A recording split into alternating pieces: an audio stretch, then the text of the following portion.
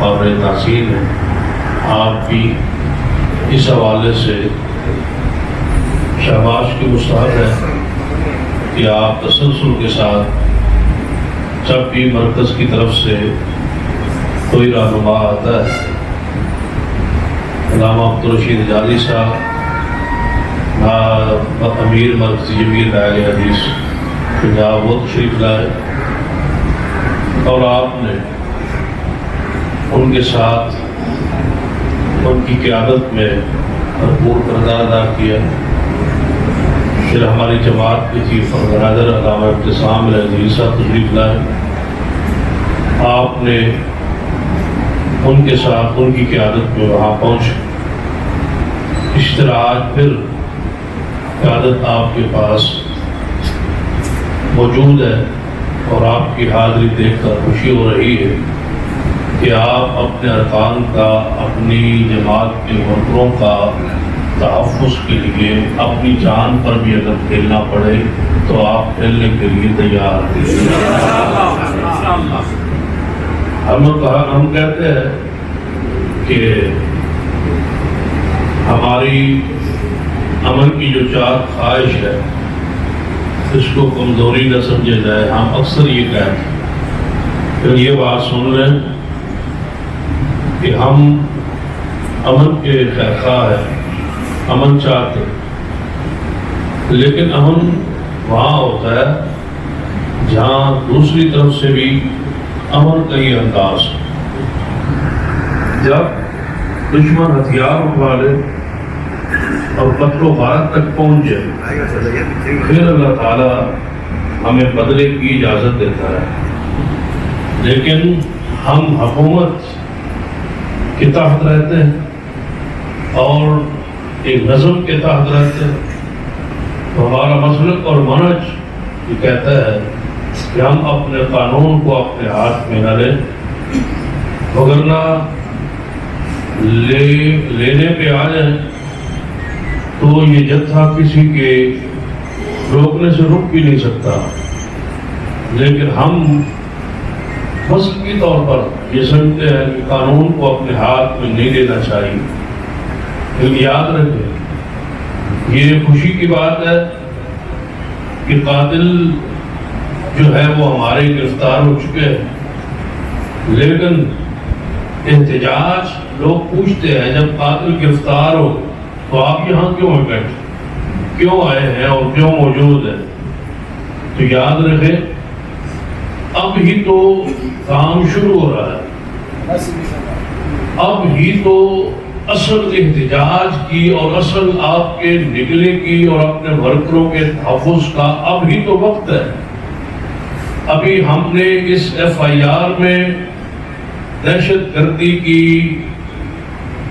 جو وہ شک ہے وہ اس کو شامل کروائے بغیر ہماری ایف آئی آر ادھوری ہے.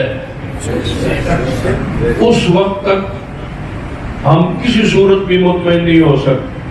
ہمیں یہ لالی آپ نہ دیا جائے کہ آپ چپ رہے ہیں، ہم نے قاتلوں کو گرفتار کر لی. ہمیں ایف آئی آر دکھائیں. ایف آئی آر میں اگر دہشت گردی کی دفعات نہیں ہے تو یہ احتجاج ہمارا جاری ہے اور جاری رہے گا.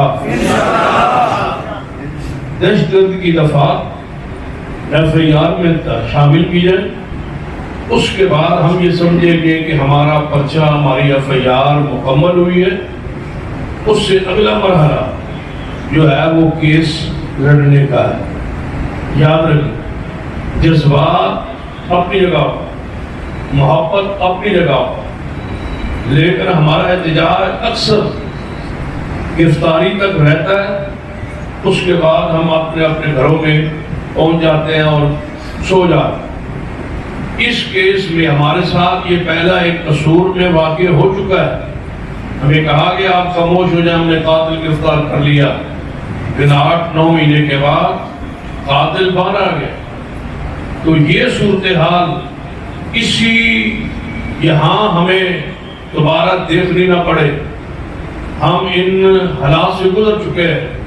جب تک دہشت گردی کی دفعات نہیں لگے گی اور آپ مؤثر کیس نہیں آگے لڑیں گے تو یہ قاتل اور یہ ظالم چند مہینوں کے بعد اور آنے کا امکان ہو سکتا ہے، لہذا ضروری ہے میں اس کی مثال ایک چند منٹ میں خوشاب کی آپ کو دیتا ہوں۔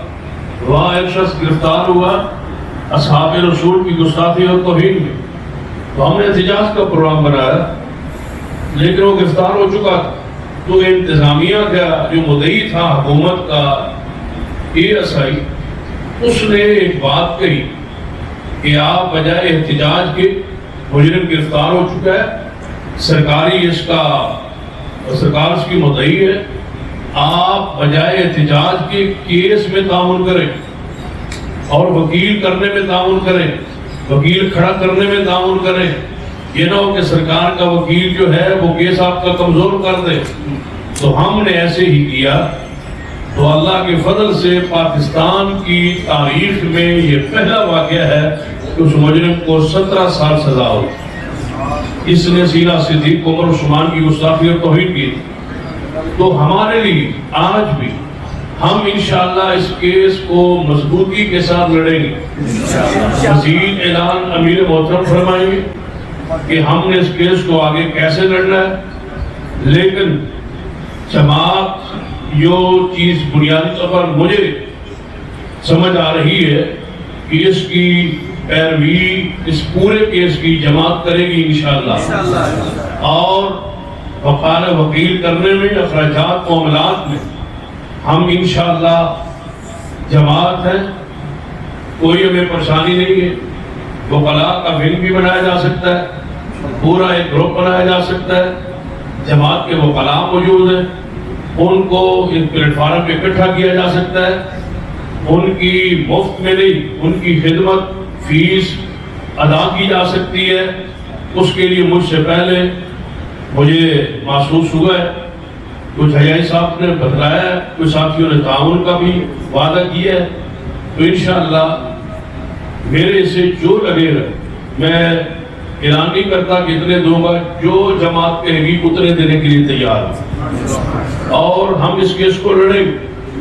اس طرح سمجھے کہ وہ ہمارا بھائی شہید ہو گیا، تو جس طرح میرا حقیقی بھائی شہید ہو اور اس کے لیے میں کیس لڑتا ہوں، تو اسی طرح ہمارا یہ بھائی ہے، ہمارے یہ دوست ہے، ہمارے یہ ورکر ہے، ہماری یہ روح ہے، ہماری یہ جان ہے، ہم ان کو اکیلا نہیں چھوڑ سکتے۔ ہم انشاءاللہ بھرپور کیس لڑیں گے، اور اس وقت لڑنا شروع کریں گے جب دفعات دہشت گردی کی لگے گی، نہیں لگے گی تو احتجاج جاری رہے گا اور پورے ملک میں پھیل جائے گا۔ یہ احتجاج جاری رہے گا اور پورے ملک میں پھیل جائے گا، کیا خیال ہے؟ یہ احتجاج جاری رہے گا اور پورے ملک میں پھیل جائے گا۔ اگر ہم قدم بڑھاؤ، ہم تمہارے ساتھ ہیں، دین قدم بڑھاؤ، ہم تمہارے ساتھ ہیں۔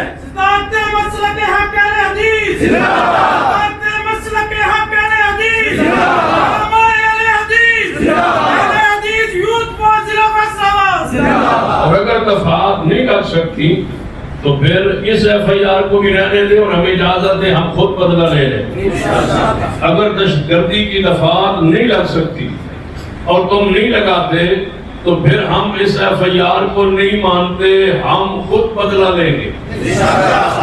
لہذا بجائے اس کے کہ ہم اس قانون کو توڑنے کے راستوں میں جائیں، حضرت امیر صاحب فرمایا کرتے ہیں کہ جب قانون خاموش ہوتا ہے تو پھر خون بولتا ہے۔ اگر قانون آپ اندھا کر دیں گے اور جو دفعات بن رہی ہیں وہ نہیں بنائیں گے، دن دہاڑے شہادت ہوئی اور جس بنیاد پر ہوئی وہ ساری چیزیں آپ کے سامنے، خوف و ہراس کو پھیلایا گیا۔ اگر دہشت گردی کی دفعات نہیں بنتی تو پھر ہم خود بدلہ لیں گے، پھر ہمیں اس FIR کی ضرورت نہیں ہے۔ اس FIR کو جب تک مضبوط نہیں کیا جاتا اور ان دفعات کو 302 کے ساتھ دیگر دفعات نہیں لگائی جاتی، ہم کسی صورت مطمئن نہیں ہوں گے۔ ہم انشاءاللہ یہ احتجاج جاری رکھیں گے، اور آپ سے میں امید کرتا ہوں کہ جب بھی آپ کو آواز دیں گے تو آپ انشاءاللہ میدان عمل میں نکلیں۔ جب بھی ہم آئیں گے تو آپ انشاءاللہ آئیں گے۔